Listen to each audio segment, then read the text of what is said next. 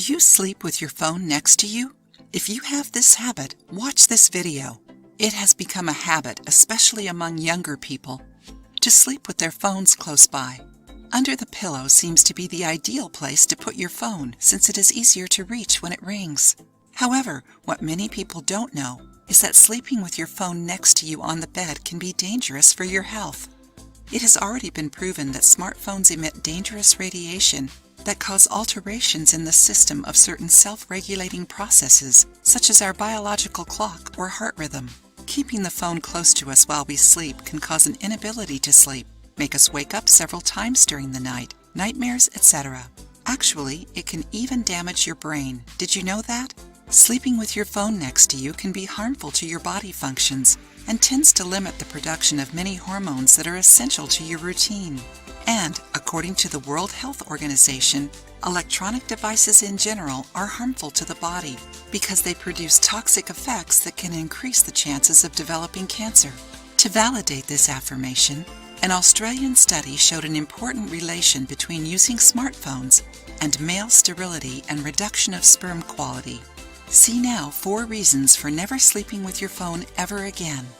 Fire hazard. The New York Police Department recently alerted people about the risks of sleeping holding your phone after a few cases where devices caught fire under the pillow. It can happen if the phone overheats. Bad night's sleep. The artificial light emitted by the phone causes a reaction in the brain that makes your body produce less melatonin, the hormone responsible for regulating the sleep cycle and helping us fall asleep. The result is insomnia. Did you know that even the slightest signal of light emitted by your device when it is charging can affect the hormone? Besides, the light strains the eyes, causing headaches, dry eyes, and blurry vision. A phone has more bacteria than a toilet.